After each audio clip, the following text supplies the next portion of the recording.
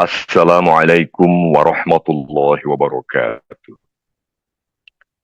Bismillahirrahmanirrahim. Innal hamdalillah nahmaduhu wa nasta'inuhu wa nastaghfiruh wa na'udzu billahi min syururi anfusina wa min sayyiati a'malina. May yahdihillahu fala mudhillalah wa may yudlil fala hadiyalah. Wa asyhadu an la ilaha illallah wahdahu la syarikalah wa asyhadu anna Muhammadan abduhu wa rasuluh. Allahumma salli ala Sayyidina Muhammad wa ala ali Sayyidina Muhammad. Wa istazana rabbukum la in syakartum la azidannakum wa la in kafartum inna azabi lasyadid. Sadaqallahul azim. Amma ba'du. Segala puji syukur kembali kita ungkapkan, kita lantunkan kehadirat Allah Subhanahu wa taala yang senantiasa melimpahi kita dengan rahmat karunia dan nikmatnya yang tak pernah bisa kita ukur. Pada hari ini, kesempatan hari Sabtu bertepatan dengan tanggal 22 November 2024, kita berkumpul kembali dengan ridha Allah di majelis ini, di majelis cinta untuk kembali mengaji bersama-sama. Berselawat kita bagi junjungan kita, pemimpin kita, manusia terbaik, baginda Rasulullah Nabi besar Muhammad SAW. Allahumma sholli ala Sayyidina Muhammad wa ala ali Sayyidina Muhammad. Ibu bapak, sahabat-sahabat majelis cinta yang dirahmati Allah, hari ini kembali kita akan bertemu dengan guru kita, Kiai Haji Dr. Zainur Rafiq, Master Hukum, untuk mengaji mengenai syukur, rahasia syukur yang ternyata sekalipun merupakan kata yang terkesan sederhana namun ternyata sangat powerful, merupakan energi yang bisa menghidupkan kita, tentu saja semangat kita sebagai orang yang terus ingin belajar di jalan Allah. Dan di antara yang sudah kita dengar pada pekan yang lalu, antara bahwa kita ya sebagai orang muslim sebaiknya mampu mengendalikan diri, orang muslim tidak pernah marah misalnya. Tapi ada ilmu-ilmu lainnya, dan langsung saja untuk itu kita menyapa beliau terlebih dahulu. Assalamualaikum warahmatullahi wabarakatuh, Pak Kiai. Waalaikumsalam warahmatullahi wabarakatuh. Apa kabar Pak Iwan? Sehat? Alhamdulillah sehat, berkah Pak Kiai, keluarga sehat. Allahu Akbar. Pak Kiai sehat ya, yang luar biasa sekali mobilitas Pak Kiai semakin lama semakin tinggi. Saya perhatikan dengan Amin. kegiatan syiar dakwah di berbagai tempat, berbagai titik, dan kegiatan-kegiatan lain yang luar biasa manfaatnya bagi masyarakat dan bagi ummah. Subhanallah Ustadz. Amin. Dan tentu saja bagi kami jamaah sudah menunggu-nunggu nih Ustadz. Sebagaimana Ustadz ungkapkan pekan lalu bahwa pada hari Sabtu ini insya Allah Ustadz akan memberikan part atau bagian yang mungkin merangkum, mengconclude all the other things yang Ustadz sudah sampaikan pada kami pada pekan lalu dan pekan sebelumnya terkait dengan syukur. Untuk itu kami mohon perkenan Ustadz untuk memulainya. Dengan segala hormat kami persilakan Pak Kiai.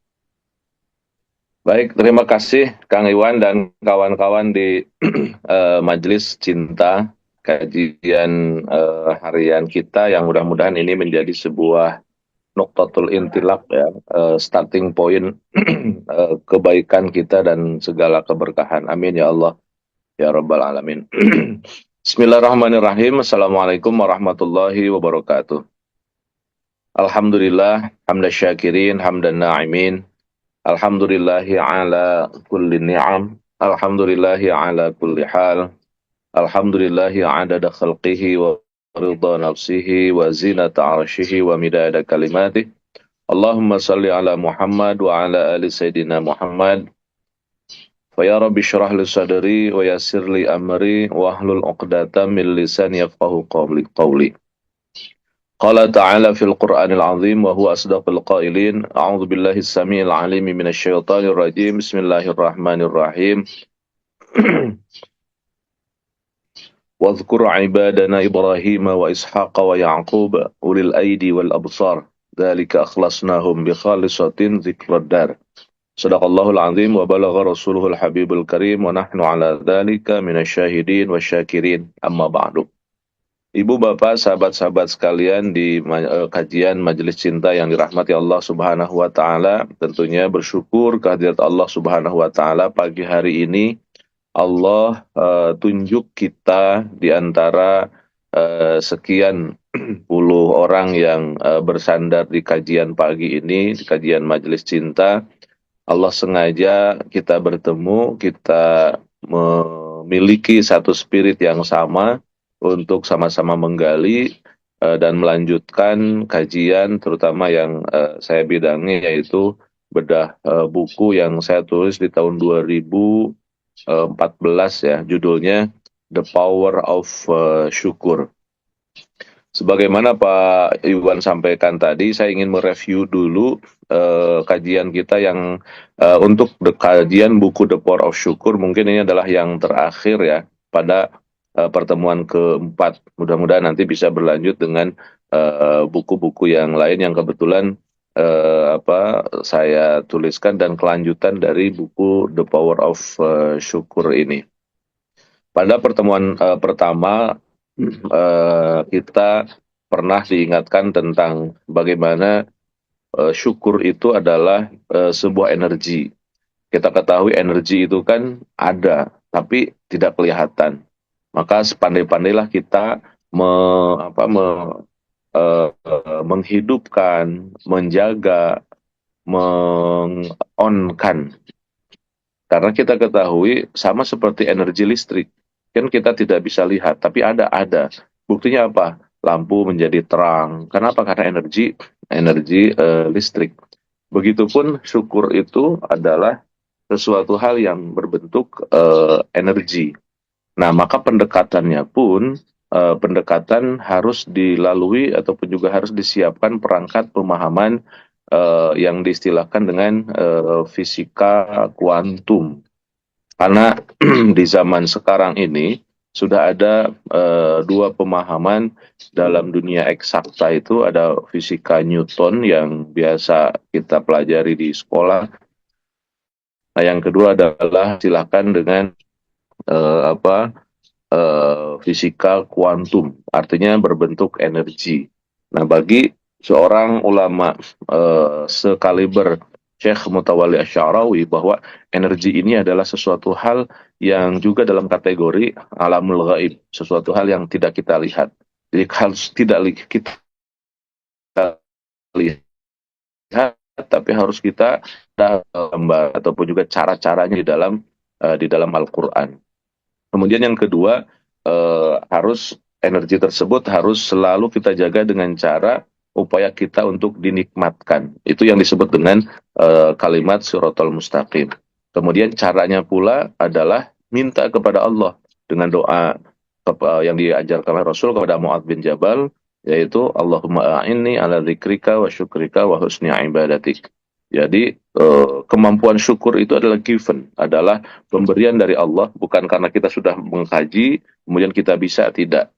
Tapi itu merupakan pemberian dari Allah, ilham ya. Maka kita tugasnya minta kepada Allah. Itu 3 poin yang kita kaji di pertama kali, energi, kemudian dinikmatkan, dan juga minta kepada Allah. Kemudian yang kedua, dari 24 capture dalam buku The Power of Syukur itu saya masukkan di pertemuan kedua, yaitu tentang bagaimana kita mengurai kesyukuran. Memang Allah mensinyalir dalam ayatnya wa in ta'uddu ni'matallahi la tuhsuha. Kalau engkau menghitung nggak bakal terhitung, tapi itu bukan amar nahi, itu bukan amar untuk tidak menghitung. Maka kita menghitung nikmat itu adalah sebuah proses untuk mampu mengurai. Jadi kita melihat sesuatu itu tidak dengan kasat mata, tapi apa yang ada di balik itu. Bagaimana orang yang telah menggali, orang yang telah nyawah, bagaimana orang yang telah ngeheler memproduksi menjadi beras, kemudian yang menanaknya, sehingga satu butir nasi itu sungguh sangat berharga dalam kehidupan kita. Kenapa? Karena sangat-sangat kita bisa mengurai, tidak ujuk-ujuk ada gitu kan. Kita mampukan untuk terus mengurai. Kemudian yang keduanya adalah kita harus langsung pada titik koordinat jantung pertahanannya, yaitu dengan menyerang bahagiakan hidup kita, dan jangan sekali kita masuk dalam kemarahan. Artinya jangan marah. Dan yang ketiganya adalah berusaha untuk dituliskan. Kita berusaha untuk menulis tangan ini ataupun juga semua hal yang ada dalam kehidupan kita ini difokuskan untuk terbiasa menuliskan, baik dengan pena, dengan tangan, ataupun dengan menulis di gadget ya, di medsos kita misalkan, ataupun di file-file kita. Jadi yang pertama energi dinikmatkan, kemudian juga adalah doa, minta kepada Allah. Yang kedua mengurai energi, kemudian eh, beberapa bahagialah, kemudian jangan marah, kemudian dituliskan.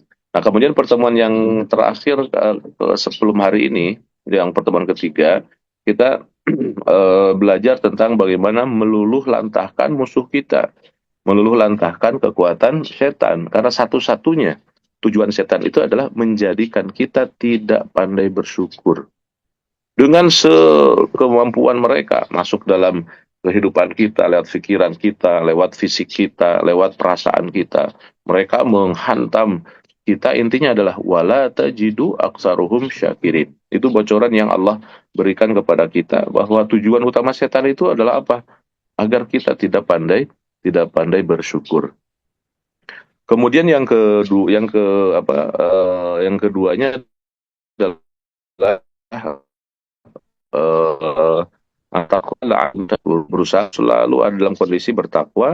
Dan yang ketiganya adalah tawadu, berusaha untuk bertawadu, sehingga semua tools, semua potensi untuk mengarah kepada the kans yang sangat-sangat luar biasa. Itu pertemuan kita yang terakhir ketiga ya, yaitu meluluhlantahkan setan, kemudian ketakwaan, kemudian ketawaduan. Nah, pertemuan kita keempat ini, dan ini kan pertemuan keempat dari kajian buku The Power of Syukur.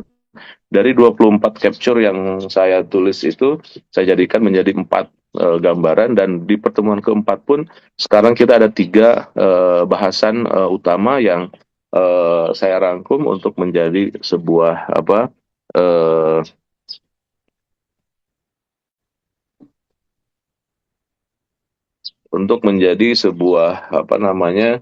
eh, gambaran dalam proses belajar kita. Kajian kita pada hari ini ada 3 poin. Poin yang pertama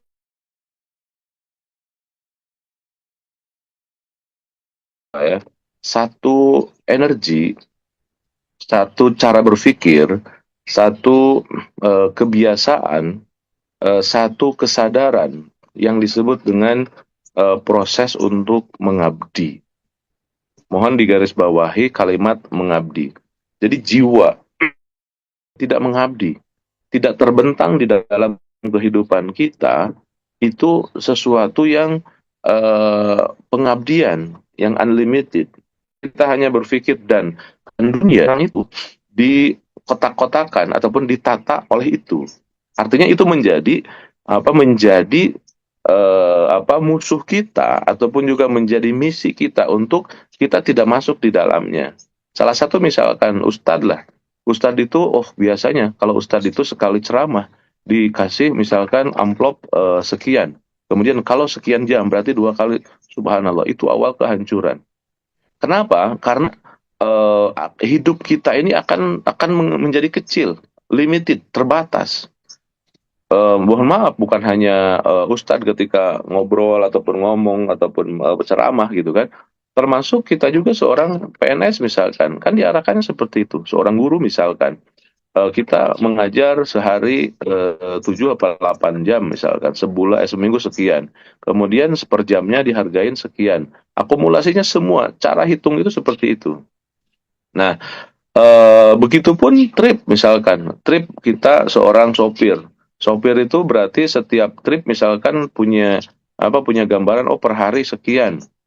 Kalau kita selesai hanya dalam pikiran itu, berarti kita belum menyentuh kemampuan kita untuk mengabdi. Dan ini cara berpikir yang bahaya. Ini cara pikir yang bukan bahaya ya. Artinya tidak membongkar, tidak membuka karunia Allah yang tak terbatas. Maka ini harus digunting, ini harus ditembus, ini harus dihilangkan kebiasaan cara berpikir ini. Saya ini memberikan sesuatu, apa yang bisa saya dapatkan? Nah, cara berpikir ini yang harus kita hilangkan. Kenapa? Karena kita bisa masuk ke dalam zona the power of syukur. Kalau kita masuk dalam zona the power of syukur, grand teorinya kan sangat luar biasa. Wa idza adzana rabbukum la in syakartum la azidannakum, ditambah sama Allah, ditambah. Dan ditambahnya dua, min haitsu la yahtasib. Min haitsu la yahtasib itu pertama adalah tidak ada tidak terhitung, artinya tidak terhitung seperti tadi. Saya punya waktu 24 jam bekerja untuk nafkah misalkan 8 jam. 8 jam itu dihargai misalkan 100 ataupun 200 ribu. Tapi karena kita memiliki jiwa mengabdi, maka yang biasanya hitungan cuma 200 ribu, yang sebulan misalkan hanya 6 juta ataupun 3 juta, itu bisa menembus sampai di angka 6 miliar. Kenapa? Karena haitsu la yahtasib tadi. Nah, salah satu caranya adalah tembus kemampuan dan kebiasaan kita untuk berpikir mengabdi. Maka kalimat yang paling bagus adalah mengabdi. Siapa yang mengabdi itu dalam bahasa Arabnya, mengabdi itu adalah hamba. Hamba itu adalah abdun. Jadi menghamba kita, menjadi abdun kita, menjadi apa istilahnya itu pengabdi kita, selesai hidup kita. Banyak cerita-cerita kalau kita di pesantren ya kan, orang yang kadang tidak belajar, dia hanya mengabdi saja kepada kiai sepuhnya misalkan. Pulang-pulang tahunya jadi kiai juga. Kenapa? Karena proses mengabdi tadi, ilmunya dari mana terserah Allah seperti apa Allah memberikannya. Yang jelas memiliki jiwa. Maka salah satu karakteristik santri ini yang selalu ingin saya perjuangkan, bahwa orang yang kaya itu harusnya santri. Kenapa? Karena basically dia sudah memiliki jiwa pengabdian. Coba di pesantren itu ada orang yang mampu mengabdi, meninggalkan rumahnya, saya mah ingin bersama kiai saja. 24 jam kadang dia mengabdi kepada kiainya. Nah, jiwa-jiwa ini yang memang memiliki jiwa unlimited, memiliki kekuatan yang dahsyat. Di negara-negara yang sudah maju itu mereka sangat-sangat kesulitan untuk menemukan energi proses pengabdian itu. Ternyata ibu bapak, energi pengabdian ini yang menjadi satu kunci di mana seluruh yang Allah berikan kepada kita itu akan kita rasakan dan akan kita dapatkan, dan unlimited, tidak terbatas. Jadi kalau kita ingin masuk dalam kehidupan yang tak terbatas, yang kalau bahasa uang tidak ada serinya gitu kan, yang tidak ada berhentinya, salah satunya adalah jadikan kita menjadi orang yang mampu mengabdi. Mampu memiliki kebiasaan untuk terus mengabdi. Maka Islam itu sangat-sangat menjaga sekali attitude kebaikan ataupun proses pengabdian. Salah satu misalkan dalam dunia filantropi ya, zakat, infak, sedekah, itu kan memiliki ataupun harus memiliki jiwa pengabdian. Kalau tidak ada, nggak bakalan bisa memberi. Mau zakat 1 miliar, apa yang saya dapatkan? Ya kan? Nah, kalau cara berpikirnya itu tidak akan bisa menembus kemampuan dan kebiasaan kita untuk menjadi orang yang memiliki mental syakirin. Maka jadikan kita untuk memiliki jiwa mengabdi. Nah, subhanallah ibu dan bapak, masuk dalam proses itu adalah kalimat ataupun juga kebiasaan mengabdi itu adalah seorang hamba. Maka orang yang memiliki jiwa mengabdi itu yang akan kaya. Tapi orang yang sistemnya jualan cash on hand, saya punya barang, kemudian saya beli 20, saya jual 23, maka cost-nya ataupun juga HPP-nya di angka 20, saya jual 23, berarti ada margin. Marginnya 3, itulah rezeki saya, itu bukan. Bukan seperti itu. Pencarian kehidupan itu tidak sebatas atau tidak sampai di dalam logika cara berpikir seperti itu. Taruhlah misalkan HPP kita ataupun juga kalau dalam ilmu bisnis apa COGS ya. COGS-nya misalkan di angka 40.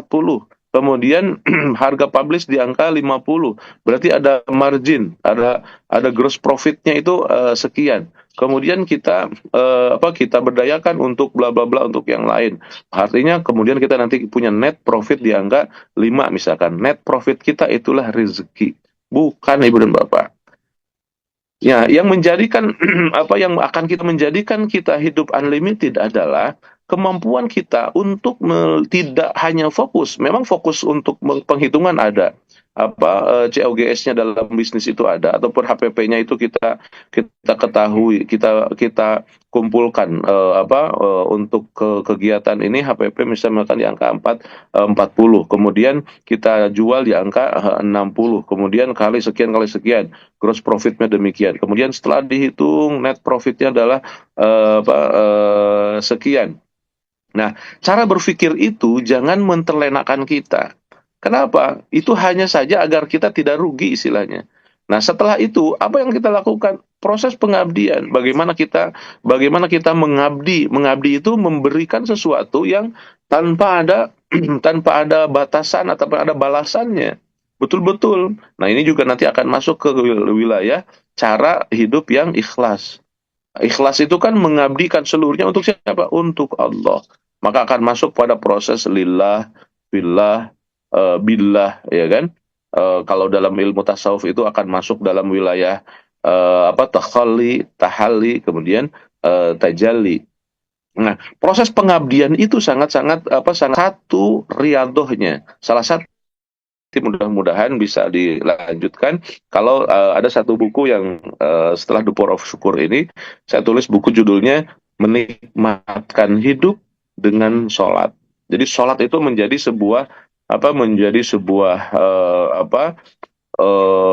how to-nya ataupun ring ataupun rel bagaimana kita menjaga semua energi tadi. Judul bukunya Menikmatkan Hidup dengan Syukur. Pelanjutan dari buku The Power of Syukur. Kembali Ibu dan Bapak, poin yang pertama adalah biasakan kita untuk mengabdi. Nah, di antara proses mengabdi dengan sholat dengan yang lain, di dalamnya adalah orang yang memposisikan diri diberi, orang yang memposisikan diri diberi, kalau dia memiliki jiwa dan mental takabur, maka dia diam. Kenapa? Karena dia berpikir wajar dia melakukan itu kepada saya karena saya atasannya. Ini yang akan menghilangkan kemampuan dan kebiasaan dia untuk berterima kasih. Maka akan ada satu arahan, satu teorinya, biasakanlah berterima kasih. Itu keluar dan muncul dari jiwa pengabdian. Tidak sombong, tidak merasa diri, dia terus ingin memberi. Walaupun dia diberi, dia tidak diam. Kalaupun diberi, dia memberi kembali. Salah satunya dengan kalimat terima kasih. Jadi kita itu jangan berdiam diri dalam kondisi kita diberi oleh orang lain. Ini kebanyakan kesalahan kita. Ini juga satu hal yang disebut dengan mungkin jebakan Batman. Kita itu jangan berhenti pada kondisi di mana kita diberi. Kita harus memberi. Walaupun Ustaz dari sana itu jemaah saya ataupun juga partner saya itu dia senang memberi. Bahkan saya dikasih uang sekian gitu kan. Nah, kita jangan menikmati dalam posisi kita diberi. Bagaimana? Berikan apa yang kita berikan, tapi bukan uangnya tentunya. Minimal apa? Doa. Maka ketika kita diberi ibu, ini saya beri kepada ibu kebaikan, misalkan sedekah ataupun apa, jangan berhenti di situ apa, ucapkan terima kasih, kemudian lanjutkan dengan apa, doa, jazakallah khair. Jadi ketika kita diberi duit 100 saja, jangan diam, jangan berhenti, tapi terima kasih, jazakallah khair. Semoga Allah menambahkan kebaikan. Nah, doa itu kan kita memberi. Jadi jangan kita menjadikan orang yang menerima. Aliyadul uliya khairan min yadis sufla. Kita jangan berhenti hidup kita dalam proses untuk memberi, tapi jadi memberi, jadi memberi. Kalaupun kita tidak punya uang, jangan uang lah. Orang kita tidak, Allah memposisikan kita tidak pegang uang gitu kan. Tapi Allah menerima uang itu juga sama dengan doa-doa kita. Kita diterima, ya Allah, mudah-mudahan yang memberi saya diberikan umur yang baik, kemudian kehidupan yang tambah tambah eh, berkah, kemudian artinya kita punya energi yang unlimited yang juga kita bisa berikan. Kita memberi paroman, dia memberikan kepada kita uang. Kita ditakdirkan oleh Allah belum memegang uang misalkan. Kita masih menjadi orang yang disantuni. Jangan berhenti di situ. Apa? Berikan kita apa yang kita bisa, doa. Doa kita ataupun juga paroman, tersenyum dengan baik, maka kita akan menembus kehidupan di mana kita tidak dalam kondisi menerima. Kita harus menjadi orang yang memberi, memberi, memberi, memberi, memberi. Walaupun Allah jadikan kita Allah jadikan kita orang yang tidak biasa memegang uang, misalkan apa istilahnya, tawadu, tarama waduit, nggak pegang uang misalkan. Allah jadikan kita, taruh dalam tanda kutip, miskin misalkan. Jangan, kalaupun kita jadikan oleh Allah miskin, jangan berhenti pada proses kita menerima, menerima, menerima, menerima. Tidak, kita harus memberi. Ketika menerima beras, berikan doa. Ketika mendapatkan jasa, berikan doa, minimal senyum. Artinya semakin kita bisa berterima kasih. Nah, jiwa ini ada di dalam kondisi kalau kita memiliki proses pengabdian, mengabdikan diri, bahwa kita ini, ya Allah, saya ingin berbakti, ingin berbuat, ingin melakukan sesuatu. Ibu dan bapak, sahabat-sahabat sekalian, ini yang dalam ilmu magnet rezeki disebut dengan kunci mendapatkan rezeki. Jadi kunci mendapatkan rezeki itu memberi, memberi, memberi. Kalau kita menerima, menerima, menerima, kita tidak akan dapatkan rezeki yang banyak. Maka kita berusaha untuk terus memberikan. Ibu dan Bapak, salah satu gambarannya, orang yang paling kaya di dunia adalah orang yang paling banyak memberi. Menurut sensus dunia zaman sekarang, orang yang paling kaya siapa? Taruhlah Bill Gates. Coba Ibu dan Bapak lihat, berapa Bill Gates setiap hari mendermakan uangnya untuk yang lain. Itu paskanya. Sebelumnya apa yang dilakukan oleh Bill Gates? Yang dilakukan oleh Bill Gates adalah memiliki jasa memudahkan orang dalam hidup dalam dunia komputer. Ataupun siapa lagi ya, Larry Page misalkan, atau Mark Zuckerberg. Mark Zuckerberg misalkan, dia termasuk orang yang kaya. Apa yang dilakukan oleh Mark Zuckerberg? Mark Zuckerberg itu memiliki ide bagaimana mengkonekkan satu dengan yang lain. Ibu dan Bapak masuk Instagram ataupun di Facebook, itu kan jasanya Mark Zuckerberg. Apa yang dilakukan? Gratis, gratis. Dia tidak bayar. Wah, saya bayar pulsa, itu mah ke Telkom, itu mah bayar pulsa. Tapi Mark Zuckerberg-nya sendiri menciptakan tools itu tanpa berpikir ribah. Dan apa yang terjadi ketika dia berpikir untuk membantu orang, mengabdi kepada orang, dia jadi orang yang paling kaya. Jadi ini poinnya, Ibu dan Bapak. Misalkan salah satu Aqua lah. Aqua ini kan, Ibu Bapak, satu botol Aqua dijual itu berapa? Bisa sampai 5.000 satu Aqua, satu botol yang 600 mili, berarti setengah meter cuman 5.000, berarti seliternya berapa? 10.000. Itu harganya udah luar biasa. Padahal sebelum ada kemasan air putih itu gratis, Bu, Pak. Coba kalau orang-orang yang agak sepuh ya kan, di atas 50-an, itu dulu kalau ke kantor ke warung, Kalau ingin minumnya gratis, itu jangan minum yang manis-manis ataupun juga yang berwarna. Air putih itu apa? Gratis. Coba bayangkan, air minum yang berlimpah dan gratis. Kemudian ada orang yang punya ide bagaimana mempermudah bikin kemasan. Air dalam kemasan itu kan yang pertama kali itu mereka Aqua. Apa yang terjadi? Mereka sekarang menjadi orang yang paling kaya. Kenapa? Karena ada keinginan dan memiliki mental untuk memberi. Memberi. Maka kalau Daniel Goleman tahun 97-an ya mulai mempopulerkan satu teori yang disebut dengan spiritual question. Orang yang IQ-nya tinggi, punten matematika 10 misalkan, belum dijamin dia kaya. Kenapa? Karena ini tidak memiliki mentalitas seperti ini. Dia hanya merasa bahwa saya nih bisa ngitung dengan baik, tapi tidak ada proses untuk pengabdian. Ternyata orang yang ranking 1 dengan orang ranking 5, 10 tahun kemudian yang paling kaya adalah orang yang ranking 5, ranking 10. Kenapa? Karena dia memiliki kepedulian terhadap sesama, sementara yang pintar, yang IQ-nya tinggi, dia tidak memiliki empati. Jadi ini salah satu proses untuk memiliki jiwa pengabdi juga adalah gambaran dari kecerdasan emosional. Kecerdasan emosional itu memiliki satu kemampuan untuk merasakan apa yang dirasakan oleh orang lain. Maka kita berusaha untuk mengabdi. Nah, kunci magnet rezeki adalah bagaimana kita bisa mengabdi. Maka poin yang pertama kali kita kaji kesempatan ini adalah bagaimana kita memiliki mental untuk mengabdi dan mengabdi. Pokoknya jalankan saja mengabdi. Apa yang Allah berikan di hadapannya dia jalankan dengan baik. Apa yang Allah berikan kesempatan dalam kehidupannya itu saja dan dia mengabdi. Nah, termasuk apa istilahnya dalam hitung-hitungan pekerjaan. Gak usah terlalu banyak disibukkan dengan hal-hal yang hitung-hitungan seperti itu. Maka menjadikanlah kita orang yang memiliki jiwa mengabdi. Itu yang pertama, Ibu dan Bapak. Kemudian yang kedua, poinnya adalah setelah kita memiliki mental mengabdi, kita harus menjaga spirit. Yang kedua, semangat ini. Hidup ini Indonesia hidup dalam Islam itu kita harus selalu bersemangat, jaga semangat ini.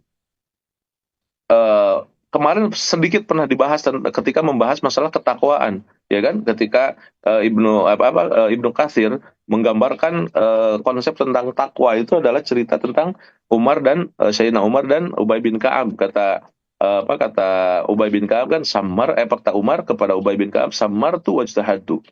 Hadza huwa taqwa, kata Ubay bin Ka'ab. Jadi hati-hati, bersemangat, itulah yang namanya takwa. Jadi kita harus menjaga kesemangatan. Semangat kita itu harus dijaga spiritnya. Spirit itu harus kita jaga.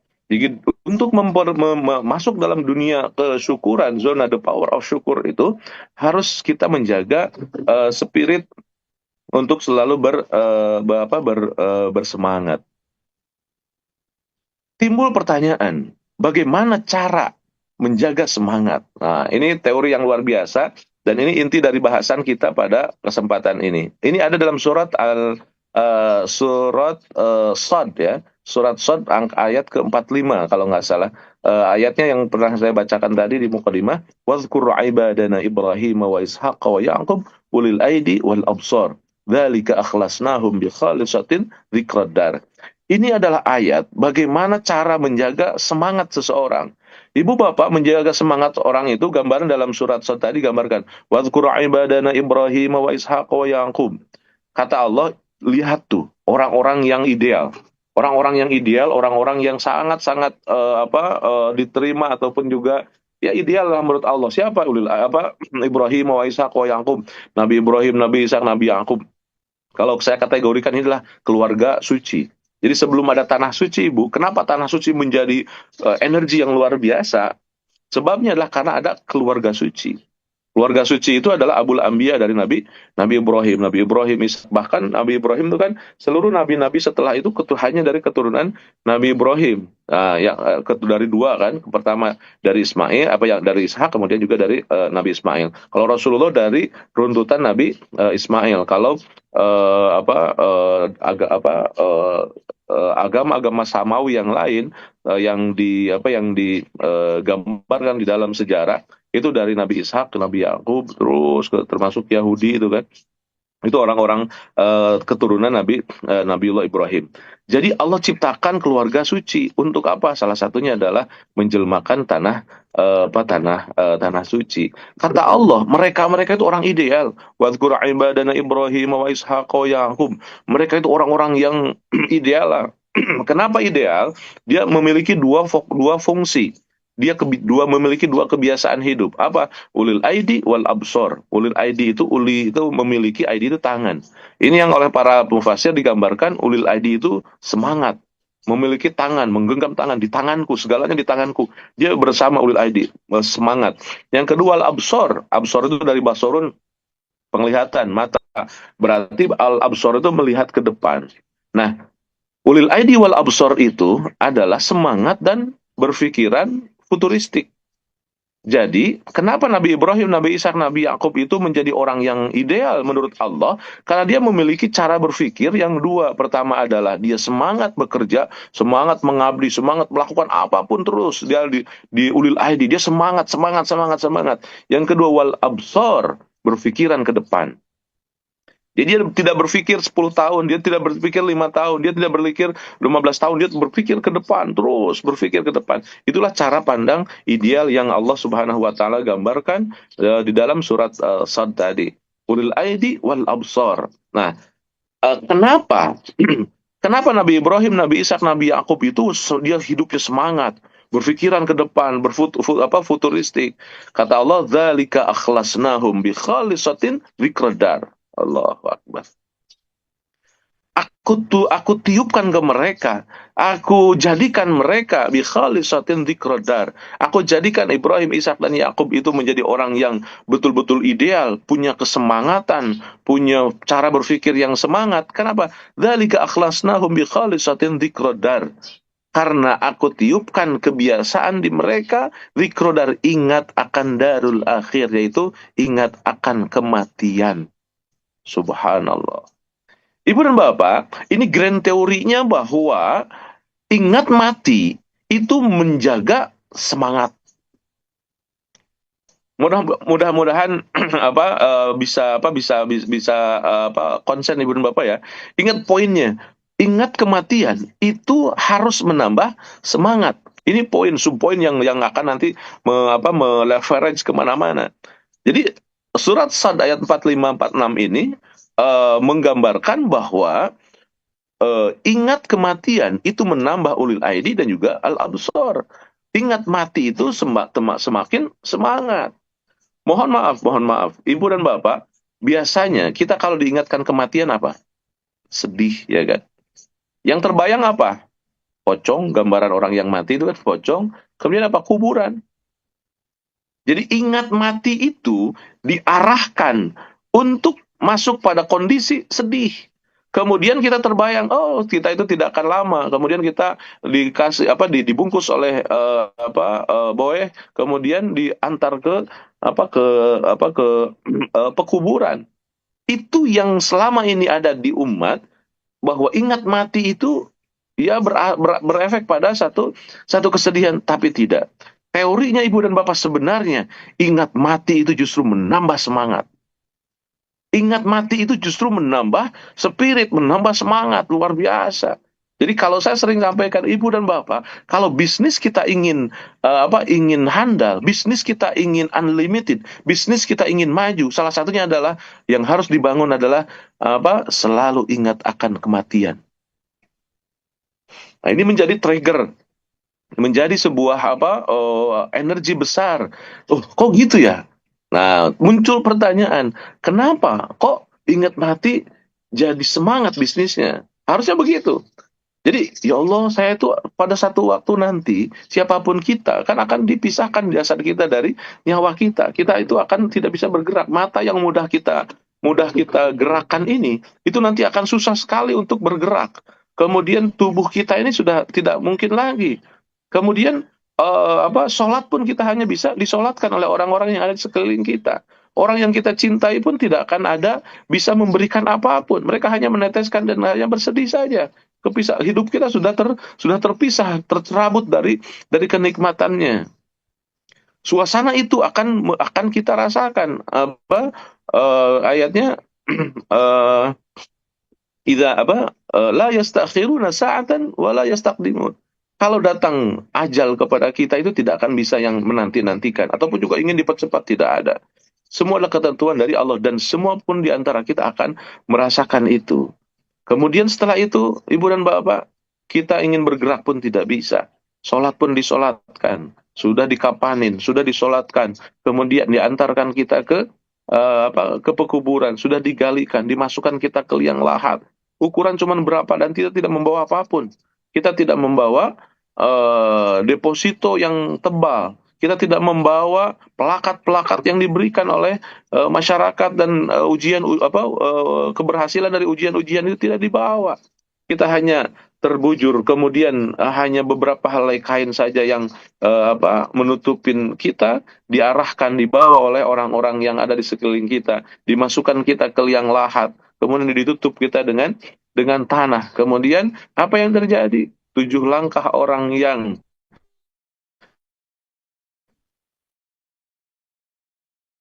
mengantarkan kita ke Allah yang bertugas untuk kehidupan sebelum itu. Dan itu akan ditanya. Dan itu akan dipertanggungjawabkan oleh kita. Ini yang akan menjadikan kita semangat, Ibu dan Bapak. Kenapa ingat mati akan bersemangat? Karena kita tahu, ya Allah, nanti itu akan saya ditanya. Engkau dikasih jabatan, engkau ada dalam kehidupannya pejabat. Apakah dengan jabatan engkau itu, engkau gunakan untuk memberikan kebaikan untuk orang lain? Kenapa? Karena orang yang paling bermanfaat adalah orang yang paling baik adalah orang yang paling bermanfaat untuk orang lain. Khairukum apa in yang paling baik di antara engkau itu adalah orang yang paling berjasa untuk orang lain, yang baik khairun nas anfa'uhum linnas, yang paling bermanfaat. Aku kasih kesempatan untuk hidup seperti ini, kata Allah. Bagaimana pertanggungjawabannya? Ibu bapak, kita tidak memiliki apapun. Bahkan digambarkan di dalam beberapa hadis yang akan meneranginya adalah amal-amal baik kita. Ketika kita dalam kegelapan, ada lampu yang bersinar mendekat ke malaikat yang menanyakan kepada kita. Ditanya malaikat, siapa itu? Sinar itu bertanya, aku adalah ayat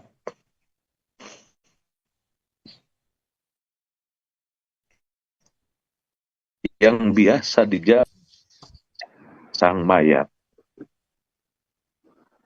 Kemudian ada lagi lampu yang sangat-sangat berterang benderang. Ditanya, siapa itu? Kok datang begitu banyak? Lampu itu berkata, aku ingin menemani mayat ini, dan aku adalah amal kebaikan selama hidup di dunia. Ibu bapak, apapun kehidupan kita, kalau kita jadikan kita untuk berbakti, berbuat kebaikan, itu tidak akan loss. Itu akan akan sampai kepada kita, akan nyambung dengan kehidupan kita pasca kehidupan kita. Ibu dan bapak, terbayang ketika ibu diposisikan oleh Allah menjadi seorang penjaga customer service. ketika kita meninggal, cahaya yang datang itu adalah kebaikan yang pernah diberikan oleh orang tersebut ketika dia melayani tamunya. Kebaikan itu akan menjadi cahaya terbawanya kehidupan dunia masuk ke akhirat. Ibu dan Bapak, ini runtut dengan apa yang pernah saya sampaikan, kalimat kita harus kaya dunia dan akhirat. Jadi dunia itu kita bisa kumpulkan dan kita bisa bawa ke akhirat. Jadi jangan berpikir dunia saja, akhirat saja, tidak. Kita ingin dunia kita menyambung dan bisa terbawa ke akhirat. Salah satunya cara berpikirnya seperti ini, bahwa kita itu akan mati. Ketika mati itu yang akan bersama-sama membersamai kita adalah amal jariah, kebaikan kita, kemudian ilmu yang kita berikan, kemudian doa baik-baik ataupun juga kepada anak-anak kita, karena anak-anak kita nanti akan banyak mendoakan kita. Sodaqotun jariyah, ilmun yuntafa'u bihi, kemudian waladun solihun yad'ulah. Nah, cara berpikir inilah yang memang diarahkan untuk kita selalu mengingat akan momen kematian. Jadi momen kematian adalah salah satu hub ataupun juga terminal untuk menyambungkan kehidupan dunia dan kebaikan-kebaikan di dunia. Ini maknanya adalah disebut dengan ad-dunya mazra'atul akhirat. Dunia itu adalah taman untuk kita bertanam dan akan didapatkannya ketika kita di yumil akhir nanti di akhirat. Nah, dunia mazra'atul akhirat. Jadi kita harus ingat akan satu momen itu. Ibu dan Bapak, salah satu di antara untuk menjaga kesemangatan ternyata adalah ingat mati. Jadi ingat mati akan membuat kita semangat. Jadi semangat dong kita kerja, semangat dong kita mengabdi, semangat kita menjalankan tugas. Etos kerja kita akan semakin tinggi, effort kita akan semakin unlimited. Kita keluarkan di dalam berdedikasi. Kenapa? Karena ingat mati. Kita akan mati. Ketika mati, inilah kebaikan-kebaikan kita yang akan kita rasakan. Kalau kita berpikir hanya uang, ibu, bapak, saya tidak ada kasih uang, maka saya diam. Berhenti di situ, selesai hidup kita tidak akan baik. Tapi kalau berpikir, kalaupun orang tidak memberikan sesuatu kepada kita, tapi kita akan dapatkan itu semua ketika kita nanti di akhirat, pasca kematian kita, pasca dipisahkan jasad dan juga jasad kita. Nah, cara berpikir ingat kematian ini ternyata menambah sebuah kesemangatan. Saya nggak apa-apa, saya berbisnis. Saya datang ke sini, terus berusaha. Apakah gagal? Tidak. Wa mallahu bidzalamin lil abid. Allah itu tidak akan menzalimi hambanya. Selama bekerja, dia pasti akan mendapatkan sesuatu. Menjahadu fina lanahdiyanahum subulana, kata Allah. Asal kita berjibaku, spirit, semangat, pasti Allah akan kasih jalan keluar. Wa may yattaqillaha yaj'al lahu makhraja. Yang jelas kita berbuat, berbakti, maka Allah akan berikan. Kenapa? Kita semangat berbakti, berbuat, karena kita tahu hitungannya bahwa setiap langkah kita akan kita dapatkan ketika nanti kita sudah meninggal dunia. Dan itu semua akan terjadi karena Allah Maha Adil.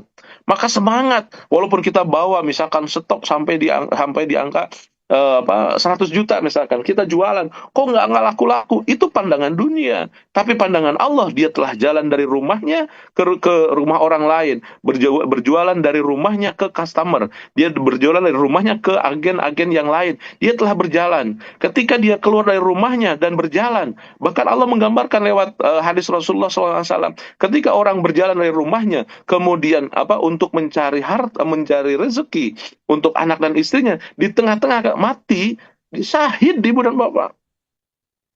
Artinya tidak ada yang percuma, tidak ada yang tidak mendapatkan imbalan. Maka semangat kita, tidak ada hal yang loss di dalam cara berpikir kalau berbicaranya ataupun cara berpikirnya lillah fillah billah tadi.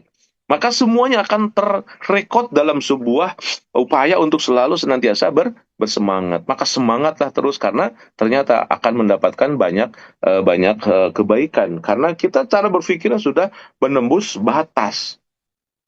Nah, salah satu gambaran ibu dan bapak, kenapa? Coba dibayangkan, seorang Siti Hajar yang membawa anaknya yang masih kecil, Nabi Ismail, kemudian dia berupaya semaksimal mungkin bagaimana capeknya lari dari Bukit Sofa ke Marwah terus bolak-balik. Oh itu air ternyata bukan. Oh itu air ternyata ternyata bukan. Ini ada satu subjudul juga dalam buku The Power of Syukur itu yang saya gambarkan. Itu tentang teori Zam-Zam. Siti Hajar lari bolak-balik ke Bukit Sofa Marwah. Hasilnya, hasilnya Ibu dan Bapak, apakah ada di antara Sofa Marwah? Tidak ada. Kenapa kalau Allah begitu ya? Artinya Siti Hajar itu lari dari Bukit Sofa ke Bukit Marwah, Bukit terus bolak-balik bolak-balik bolak-balik. Dia dapatkan airnya nggak ada. Di mana airnya? Airnya jauh di dekat Ka'bah. Ketika Nabi Ismail disimpan di dekat reruntuhan Ka'bah itulah. Nabi Siti Hajar cari-cari-cari, ternyata posisinya tempat yang dilakukan untuk berjalannya Siti Hajar. Justru Nabi Ibrahim, Nabi Ismail menggerakkan kakinya, zam zam zam zam, keluarlah air besar. Kesimpulannya bahwa Siti Hajar berlari dari Bukit Sofa Marwa, ternyata zam-zamnya ada di tempat yang bukan ada dia tempat berusaha. Ini menjadi teori juga Ibu dan Bapak, gambaran bahwa kalau kita bekerja, kita unlimited, kita bekerja, keluarkan etos kerja, nggak usah kita berpikir rezeki kita akan dapat dari situ, enggak. Kenapa? Allah lebih tahu. Siti Hajar berlari dari Bukit Sofa Marwa, zam-zamnya ternyata ada dekat Ka'bah. Kita bekerja menjadi PNS. Kita bisa PNS paling berapa? Misalkan gaji 5 juta, kebutuhan kita mungkin sampai 4 juta. Satu bulan kita bisa nabung cuma satu juta misalkan per bulan. Tapi kok bisa berangkat haji? Tapi kok bisa berangkat umroh? Dari mana? Dari mana saja Allah lebih tahu. Itu cara berpikirnya. Ketika kita bekerja, jangan berpikir hanya lokal yang kita dapatkan. Kenapa? Ketika kita bekerja, itu adalah penghambaan kita kepada Allah. Dan kalau kita berusaha maksimal di situ, maka Allah akan berikan rezeki min haitsu la yahtasib. Saya pernah menggambarkan juga dalam bahasan ini. Saya punya saudara, menurut saya sih kaya. Kenapa? Dia punya pabrik. Ternyata ketika saya deketin ngobrol, orang yang punya pabrik itu ngeluh intinya. Wah, pabrik itu bla bla bla bla bla bla. Lah, kok punya ini, punya itu, punya itu. Diceritakan, digambarkan dari cerita itu ternyata, oh dia dapat gedung, dia dapat mobil, ternyata bukan dari kehidupan setiap harinya memiliki pabrik itu. Begitu cara Allah memberikan rezeki kepada orang. Artinya tidak harus apa yang kita mengerjakan sesuatu itu rezeki kita ada di situ. Min haitsu la yahtasib, dari yang lain mungkin akan Allah berikan.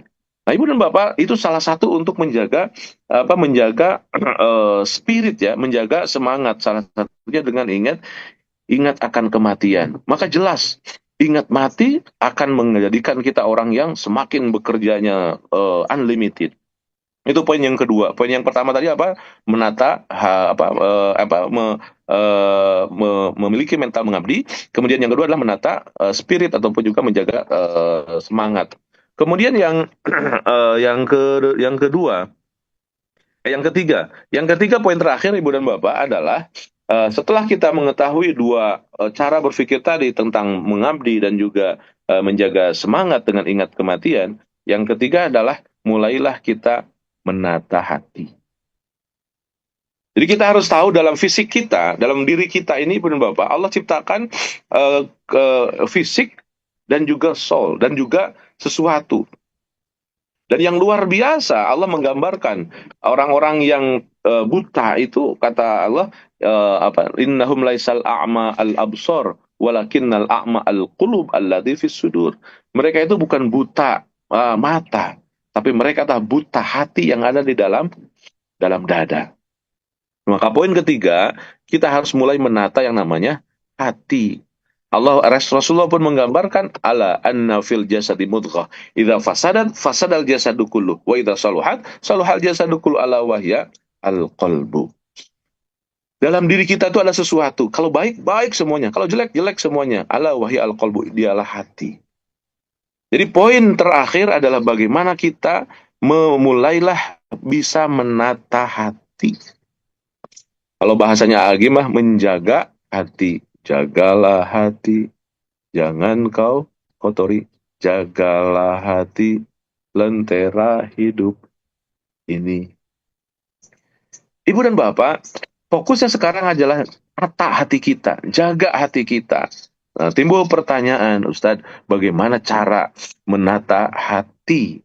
Itu waktunya juga sudah lumayan nyelelek ya. Kita percepat. Tiga hal Ibu dan Bapak yang bisa kita gunakan untuk memfokuskan mulai menata hati. Yang pertama adalah hati kita bahagiakan. Kita itu harus memiliki etos untuk membahagiakan hati. Pokoknya bahagia deh. Bahagia kan sudah jelas ya dalam pertemuan-pertemuan sebelumnya, la khaufun alaihim wa lahum yahzanun, la takhauf wa la tahzan. Orang yang bahagia itu tidak pernah takut, tidak pernah sedih. Jangan takut karena apapun, jangan sedih karena apapun, dia akan bahagia. Teori apa itu, teori the honesty, teori apa, the happiness ya. Paksakan kita untuk bahagia.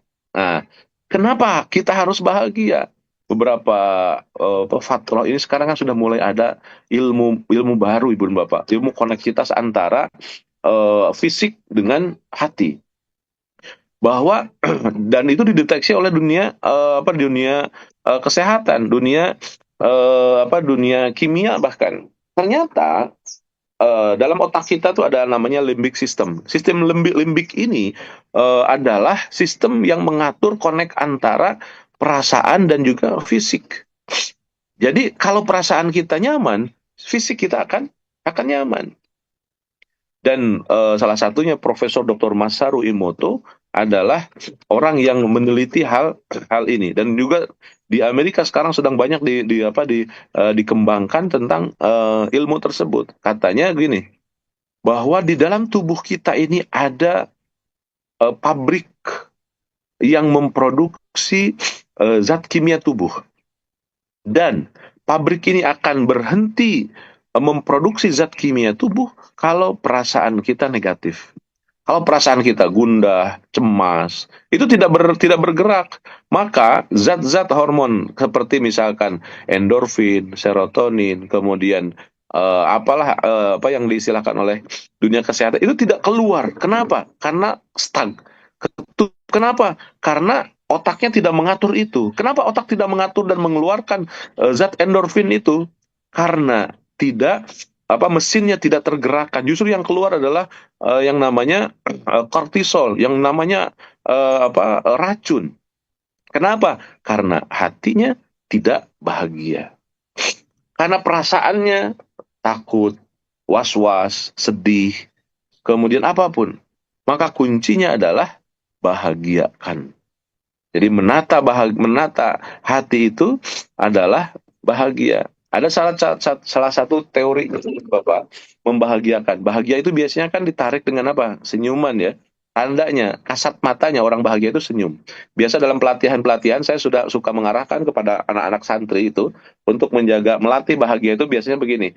Sentuhlah hati. Hati itu di mana? Di sini, dalam dada. Karena Rasulullah mengatakan at-taqwa hahuna. Kemudian ayat yang tadi, innahum laisal a'ma al-absar walakinnal a'mal qulub allati fis sudur. Al-qalb itu ada dalam fis sudur, dalam dada. Maka sentuhlah hati. Kita seolah-olah menyentuh hati. Menyentuh hati, kemudian tarik kebahagiaan dengan cara apa? Senyuman. Jadi sentuhlah hati, kemudian tarik dengan senyuman.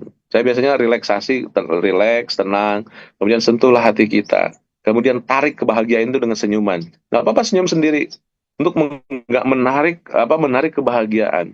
Kalau kita pun lagi penat, lagi tidak nyaman, maka biasanya kalau ibu dan bapak lagi capek, lagi tidak nyaman, itu jiwanya sedang kecapean. Terus bagaimana? Istirahatkan dengan apa? Relaksasi. Saya punya audio judulnya self hypnosis, spiritual self hypnosis. Kalau ibu dan bapak di antara peserta yang membutuhkan, nanti bisa di japri ya ke Pak Iwan ataupun ke majelis cinta. Itu bisa disampaikan ataupun ke Kang Hendy ataupun ke Kang Faisal ya. Itu ada salah satunya untuk membahagiakan hati dengan mendengarkan dulu aja. Coba dengerin aja. Itu suara saya. Produknya di MP3 spiritual self hypnosis. Dengerin aja. Lagi penat, lagi tidak nyaman, lepaskan semua pikiran, kemudian sambil tidur pakai headset lebih bagus, kemudian relaksasi. sentuhlah hati kita, kemudian tarik dengan perasaan nyaman, kemudian bahagiakan salah satunya dengan senyuman. Nah, ditarik untuk menjadi orang yang apa bahagia. Jadi cara menata hati salah satunya adalah dibahagiakan, kemudian relaksasi, proses seperti itu. Yang kedua, Ibu dan Bapak, adalah eh, kalau dalam bahasa sofistik itu diistilahkan dengan dengan eh rid apa riyadhah. Riyadhah itu latihan. Kita tuh harus harus ada proses riyadhah. Salah satunya pendekatan tadi ya takhalli, tahalli, kemudian juga tajalli. Nah, eh apa proses untuk menjaga hati tersebut, salah satu diantaranya untuk dengan riyadhah, dengan bacaan-bacaan. Maka kita harus membiasakan bacaan-bacaan yang untuk meriadohkan kita, melatih kita, kemudian merilekskan. Masuk ke poin yang ketiga adalah kita minta dalam riadoh itu meminta bimbingan kepada Zat Allah yang Maha Segalanya dengan membacakan kalimat-kalimat positif yang sudah dicontohkan oleh Rasul. Ini yang kemudian disebut dengan zikrullah. Ala bizikrillahi tatmainnul qulub. Jadi untuk menjaga hati itu, itminannya itu, bacalah minimal 5 poin yang ingin saya sampaikan dalam bacaan. Pertama adalah kalimat kita meminta perlindungan dari Allah dari setan. Kalimatnya a'udzu bikalimatillahi tammati min syarri ma khalaq. Jadi nyambung ke meluluh lantahkan kekuatan setan itu ya. Salah satu diantaranya adalah bacaan kita untuk membersihkan dari makhluk-makhluk yang seperti itu. Jadi bacaan pertama, a'udzu bikalimatillahi tammah. A'udzu ya Allah, aku berlindung kepada Engkau bikalimat, dengan kalimat-kalimat Allah. Bismillah, dengan apa? Dengan kalimat-kalimat Allah. Kalimat-kalimat tauhid at-tammah, yang sempurna. Jadi kita minta pertolongan kepada Allah dengan kalimat-kalimat yang sempurna. Kita jangan meminta pertolongan kepada Allah dengan kalimat-kalimat yang jauhkan, ya kan? Kalimat-kalimat yang tidak ada artinya, kalimat-kalimat yang bahkan mungkin kita tidak paham artinya. Kenapa tidak paham? Karena di dalamnya adalah energi setan. Kita zikir memang, tapi yang ditarik adalah setan. Itu juga bahaya. Maka a'udzu bikalimatillah, dengan kalimat Allah at-tammah, yang sempurna, yang baik. A'udzu bikalimatillahi tammati min syarri ma khalaq. A'udzu bikalimatillahi tammati min syarri ma khalaq. Yang kedua adalah, Ibu dan Bapak, kita ingin masuk di dalam rel Allah. Rel yang betul-betul Allah siapkan. Rabbi adkhilni mudkhala sidqin wa akhrijni mukhraja sidqin waj'alni min ladunka sultanan nasira. Rabbi ya Allah, adkhilni, masukkan aku ya Allah, mudkhala sidqin, tempat masuk yang benar. Zikir juga ada zikir yang salah, Ibu Bapak. Salah satunya zikir yang salah apa? Zikir yang tidak dicontohkan oleh Rasulullah dan keluar dari makna ketauhidan. Itu yang bahaya. Dan itu banyak sekali di masyarakat kita. Rabbi adkhilni mudkhala sidqin. Kita ingin mudkhala sidqin, ingin jalan yang benar.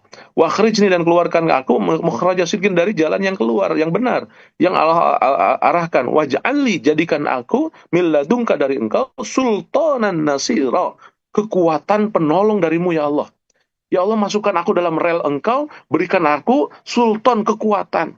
Jadi kekuatan itu, Ibu dan Bapak, dari Allah oleh kita, karena diafirmasi oleh kita. Bukan kekuatan dari ustadz kemudian meruqyah kita jadi sehat, tidak. Kekuatan itu harus kita ambil, salah satunya dengan kalimat ini. Rabbi adkhilni mudkhala sidqin wa akhrijni mukhraja sidqin waj'alni min ladunka ya Allah, jadikan untuk aku min ladunka, dari Engkau, sultanan nasiro, kekuatan yang akan menolong.